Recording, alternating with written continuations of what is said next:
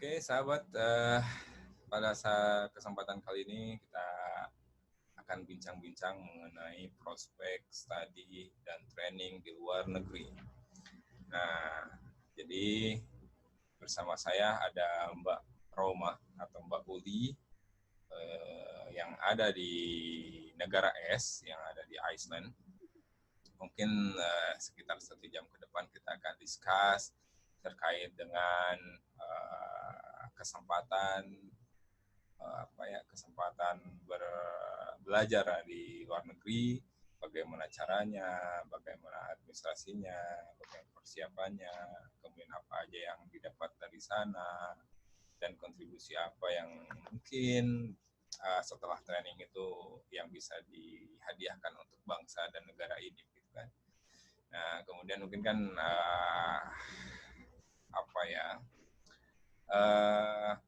semuanya untuk kebaikan bangsa Indonesia. Jadi kita akan share, kita akan discuss, ngobrol santai aja dengan Mbak Uli, karena berbagi itu akan menghasilkan sebuah energi baru. Namanya energi itu nggak bakalan hangus. Jadi tentu ini akan memberikan inspirasi lah buat yang lain. Kira-kira begitu. Nah, pada saat ini saya udah bersama Mbak Romaulina Fitupulu. Asal mana nih? Nantilah kalian tanya-tanya. Oke. Jadi dari Indonesia. apa kabar Uli? Hey, apa kabar? Kabar baik lah. Okay. Kabar baik ya. Baik. Jadi saat ini lokasi ada di mana nih? I'm in my office. Ini kayak tempat nongkrong aku lah ya. Tapi ini lokasinya di lab, bukan di university. Jadi kita kolaborasi di salah satu lab, namanya Matis, di Iceland. I'm in Iceland. Jam 10 pagi di sini, guys. Ini suara aku jelas, Kak? Jelas, Kak? Suara jelas. Ya, oke. Jadi setiap hari nongkrong di sini, kalau mau belajar ada desk-nya disiapin, kalau mau nge-lab nanti tinggal, ini udah di lab sebenarnya, tapi kita dikasih desk khusus untuk kita nongkrong. Ada research institute dan join program mungkinnya sama university gitu ya? Yes. Ya. Gitu. Jadi gimana caranya bisa duduk di situ sekarang? It's a very long story, tapi semoga ya. Tapi by the way, I should introduce myself or what? Iya, tentu atuh. Ini kan narasumber. Sedikit aja ya. Sedikit aja ya. Oke, nama aku Romauli Juliana Fitupulu. Mau gabung ya? Mengisi di kanal YouTube. Oke, langsung. Kanal YouTube Papa Apri ya. Saya lulusan S1-nya di Sekolah Tinggi Perikanan angkatan 38. I'm quite an old person. Kemudian setelah itu lanjut, begitu selesai S1, D4 waktu itu langsung jadi salah satu tim pengajar juga di Sekolah Tinggi Perikanan for almost 10 years I think. Kemudian 2017 I start develop myself and then move to another place di Politeknik Kelautan dan Perikanan Karawang. And then 2000, tapi aku master dulu ya bareng Pak Afri. Kita cuma beda setahun. I came to Busan. Kita di mana, Kak? Pukyong National University in 2000. Aku 2009, Kak Afri 2010, benar ya? 2009. Do you still remember? Semester kedua. Ya. And then after that, hidup biasa aja, being a kind and a normal person sampai 2017. There is one invitation coming to me. Itu dari namanya UNU FTP, namanya United Nations. UNU itu United Nations, UN PBB. United Nations itu kayaknya punya program, dia bikin kayak university, like a global university. Terus dia punya program, salah satunya adalah fisheries training program, yang which is itu dilaksanakannya di Iceland. Actually UNU FTP itu pusatnya itu di Jepang. But I don't know if Japan also have this kind of training. Tapi yang invite aku itu adalah Dari UNDP. Negara Iceland. Oh, Karena uang, because the funding is coming to this country. Jadi mereka invite orang, kalau nggak salah itu dari banyakan Asian Africa, tapi mereka juga sekarang ke daerah apa sih Kak, yang Bahamas, Saint Vincent Island, kind of like that. They also include them, ya Pasifik gitu. Jadi kita kalau nggak salah ini sudah tahun ke-22 UNU. But last year tiap tahun ada program itu ya? Tiap tahun ya, dan tiap tahun mereka ada namanya 6-month training program. 6 bulan, lama juga ya? Yes, 6 months, dan itu benar-benar very intensif.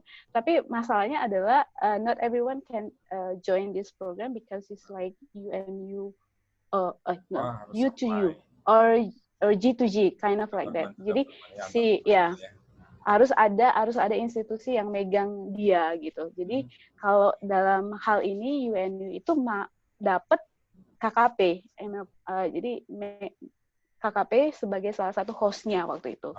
Dan sebelumnya tahun 2009 atau 2010 nggak salah, the first persons Indonesians coming to join this course itu almarhum Pak Ais Teguh. Oh iya, Pak Ais.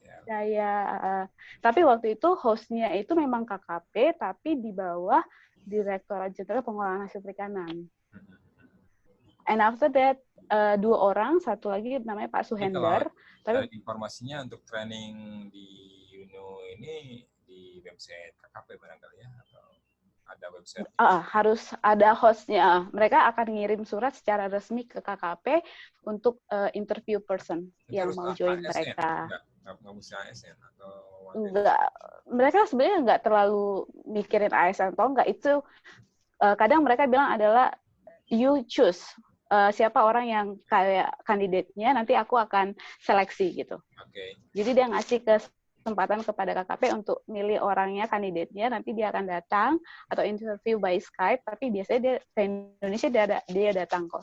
Terus nanti mereka akan interview kita dan lihat our background and our interest. Kalau dia cocok, kita akan dipanggil. Dan itu dilakukan. Tapi 2017 ya? Setiap tahun 2015, jadi 2009 dia dapat nih Pak Ais, terus Pak Suhendar itu tahun 2012 kalau nggak salah, and then 2014, 2015, 16, 17 itu like continuous person coming to here.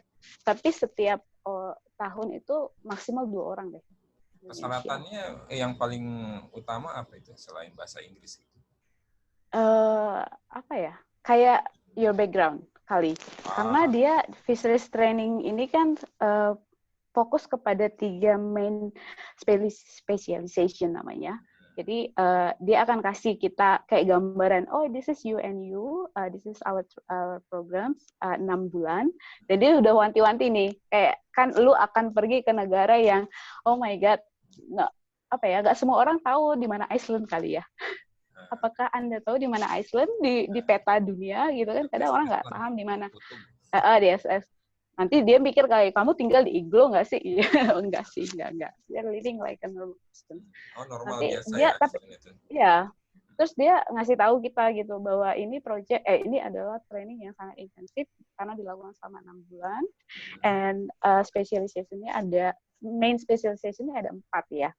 Kalau nggak salah ada Fisheries Policy and Management, aku sampai nyatet nih, Stock Assessment and Fisheries Technology, kemudian ada Quality Management and Fish Handling and Processing, which is the one that I took, kemudian Sustainable Aquaculture. Jadi setiap tahun 4 main program ini masuk gitu.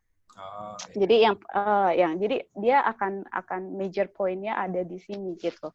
Jadi setiap orang akan dilihat background-nya apakah cocok untuk keempat spesialisasi. Berarti ini kan potensial sekali buat mahasiswa atau taruna yang masih sangat sebenarnya. Tapi kalau aku lihat sih dia kayak main fokusnya itu adalah ke pembuat kebijakan sebenarnya. Jadi awalnya dulu ini adalah untuk orang-orang yang ada di dalam pemerintahan yang dia harus dia maintain bagaimana sih harus mengambil kebijakan dalam business management, bagaimana sih harus mengambil kebijakan dalam stock assessment, kind of like that. Jadi dia invite people yang di kayak middle or top management. Tapi makin kesini makin agak susah karena kan 6 bulan. Nggak semua orang bisa kayak cope with all this Selama 6 program. bulan itu Karena daily activity-nya gimana itu? yes, Hanya jadi nge-lab, dia piknik-piknik nggak ada? 6 bulan itu kayak dibagi 2 sesi, sebenarnya 2 sesi besar. Jadi 3 bulan pertama itu kayak kita kuliah S2.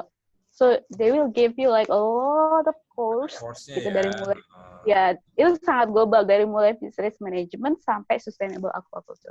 Jadi keempat main focus specialization itu kita dapat in theoretical. Jadi setiap hari kita dapat terus setiap minggu you have to present. Oh no. Setiap bulan kali ya. Jadi kayak tiga kali presentasi itu related to this main topic. Jadi itu Dia akan kasih kita topik. Kalau kuliah terus kapan? Oh ya. Pikniknya itu. Iya, maksudnya pikniknya itu di sela-sela. Jadi kalau kita misalnya dia ada field trip, misalnya kita field trip ke daerah utara nih, itu kayak field trip itu 4 jam ke sana, kita akan spending di sana kayak 5 hari seminggu lah. Jadi in between kita akan ke perusahaan pengolahan, tapi setelah itu kita ke main object tourismnya lah gitu. Oh ini gitu-gitu aja sih. Jadi kayak sambil jalan kita sambil ketemu tempat-tempat yang bagus. Karena di sini kan this is not like a country kalau aku bilang. This is like a planet. A planet karena benar-benar landscape-nya bagus ya gitu. And then you came in September. Tapi masalahnya kan ada fisheries training program ini datangnya mulainya setiap September akhirnya selesainya di Maret tahun depannya. So you are coming in the winter season. Jadi sebenarnya si UNU ini punya 4 kalau nggak salah training program. Salah satunya geothermal training program, this is like the biggest one, yang paling bagus banget sebenarnya kalau kita bisa digging more about this geothermal ini jadi salah satu masa depan lah di Indonesia. Terus yang kedua fisheries training program, yang ketiga ada gender equality training program, yang keempat land restoration. Tapi Indonesia hanya kayaknya gabung di 2 ini, di fisheries training dan geothermal. Kedua kan dia 3 bulan pertama adalah you get everything gitu kan semua. Terus di 3 bulan terakhir ada spesialisasi. Wah, kita ke mini project. Jadi there is no nggak ada namanya tes di sini kayak kan biasanya training itu ada ujiannya gitu ya, mid test lah, final test kind of like that. Di sini nggak ada. Kita tapi akhirnya itu nanti adalah mini project. Itu kayak lu ngelakuin tesis deh. Yeah, dikasih project, you made the proposals, kemudian you did your experiments, and then you have like a final report and presentation. Ini bisa jadi 3 bulan terakhir. Langkah apa? Ya, jadi semua orang itu kayak dapat paket komplit secara theoretical, and paket komplit secara how you do your research, like how you start your research sampai sebenarnya sampai publikasi sebenarnya. Cuman kan karena waktunya nggak bisa gitu kan 3 bulan, karena kita dalam 3 bulan tuh harus menyelesaikan semuanya, bikin proposal, penelitian, sama nulis gitu, dan presentasi gitu. Bayangin, jadi kayak benar-benar very intense. Jadi nggak semua orang bisa. Actually proud of people yang di sini itu memang challenge-nya beda-beda. Apalagi kalau kita ketemu sama teman-teman yang kayak dari Afrika kan, mereka itu secara teknologi agak masih lebih lambat dari kita, tapi dia really enthusiastic loh untuk nyoba. Jadi kind of experience. Ini bisa jadi jeda istilahnya sebelum kita ke tahap berikutnya, misalkan PhD. Ya, kayak pemanasan ya, kayak pemanasan dan di samping itu kita dikasih kesempatan untuk disupervisorin sama memang peneliti gitu. So our supervisor is like a real scientist. Jadi mereka memang researcher di sini gitu yang mau ngasih waktunya ngelit kita gitu di 3 bulan ini. So it's quite a very aku bilang priceless moment lah ya yang aku dapat gitu. Iya. Terus nggak taunya Gratis ya? Iya. And tidak dibayar sepeser pun oleh negara. Sampai yang namanya your luggage, jadi extra luggage lu aja dibayar sama mereka. Dari mana ya? Iya, ya semuanya. I mean, like it's not about the money. I mean, tapi it's more than enough. Oke. Menarik. And then another program dia adalah dia juga support master and doctor students. That how I was here gitu. Jadi you can, jadi salah satu part dari jobnya dia, tupoksinya dia itu nggak hanya bikin fisheries training program, tapi dia juga akan support alumninya untuk join untuk jadi master students or apply for masters graduate degree-nya. Jadi master atau PhD sama bisa. PhD, yes, you can apply that. Tapi dengan syarat adalah you find your supervisors by yourself and then you apply to the university. Jadi dia udah mau dapat. Peluangnya gimana? Kalau buat kita fellows, it's very big chance. I mean, they have like a quota untuk setiap master dan PhD kayak maximum 4 atau less than 10 maybe. I don't know, it depends on their budget. Tapi setiap you apply that, they have to make sure you udah dapat supervisor nggak. Kamu udah tahu cara karena dia nggak akan ngelit lu atau ngurusin lu sampai dapat supervisor. You have to. Nah, bagaimana kalau misalkan nggak ngikuti proses training untuk ikut program degree? Kayaknya nggak bisa.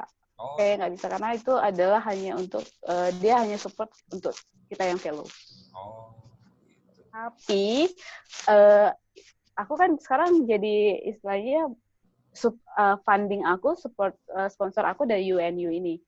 Ya, which is sudah ganti nama. Oh ya, ternyata awal Januari kemarin kita udah nggak di bawah UN lagi. Jadi secara nggak tahu ya, biasa organisasi kayak gitu. Ternyata kita itu setelah dirunut-runut, fisheries training ini itu nggak masuk ke UNU, harusnya jadi masuk ke UNESCO. National apa sih? Jadi di bawah UNESCO yang which is itu bagian dari UN kan sebenarnya. Tapi kita sebenarnya sekarang berada di bawah UNESCO, namanya udah ganti jadi GROW FTP. GROW itu nggak pakai singkatan. Kalau dulu kan UNU gitu. Kalau sekarang GROW itu diambil dari bahasa Iceland kalau nggak salah, kayak bertumbuh benih gitu. Dan bahasa Inggris kalau di spelling kan itu kayak grow, bertumbuh kan ya. Tapi sebenarnya itu dari bahasa Iceland yang namanya bibit kecil gitu deh. Jadi they're trying to make this like a seed. Bisa kita tumbuh gitu kayak ya. Itu kayak filosofinya. They trying to find this name. Jadi namanya sekarang grow FTP gitu. Tapi basically ya karena dia adalah G2G atau U7U, aku nggak ngerti, tapi pokoknya you cannot, semua orang nggak bisa randomly apply for this program. Dan itu dia harus punya host. Jadi di negara, kayak misalnya teman aku dari Vietnam, hostnya itu bukan kementeriannya, tapi universitas, Nam Trang University. Jadi setiap tahun, orang-orang Nam Trang itu yang datang ke sini. Beda-beda spesialisasi. Tapi kalau di Indonesia, yang kebetulan hostnya itu KKP. Nah, di tahun 2015 dia datang nih, hostnya ganti, maksudnya tadinya di Direktorat Jenderal Pengolahan Hasil Perikanan, which is namanya sekarang jadi PDS, itu pindah sekarang ke BRSDMKP. Jadi aku 2015 diwawancarai di bawah direktorat badan riset lah, di bawah badan riset. Jadi makanya kita kemarin datangnya itu mewakili 2 bagian lah ya, satu dari BRSDM yang which is dosennya, satunya lagi peneliti. Jadi di pair gitu. Jadi 2015, 2016, 2017 itu continuously, 2018 off sampai 2019 nggak ada. Gitu. Tapi kayaknya tahun ini sebenarnya ada. Kenapa? Ya, programnya sebenarnya tahun ini ada. Cukup menarik. Ada gimana? Ada kelanjutannya atau gimana? Dengar-dengar sebenarnya tahun ini ada yang datang, tapi karena due to this COVID situation, kayaknya kita akan slow. Nggak tahu apakah tetap jalan karena dia kan September nih mulainya. Tapi aku nggak tahu siapa yang datang. We'll see, gitu. Tapi aku selalu kayak encourage mereka, kayak nanya, ada nggak sih dari Indonesia? Karena aku selalu kayak pengen kita juga ada gitu loh ya. Karena ini kan a very big chance ya untuk orang kayak teman-teman ini untuk ketemu juga orang lain gitu. Karena network ya, it's about network.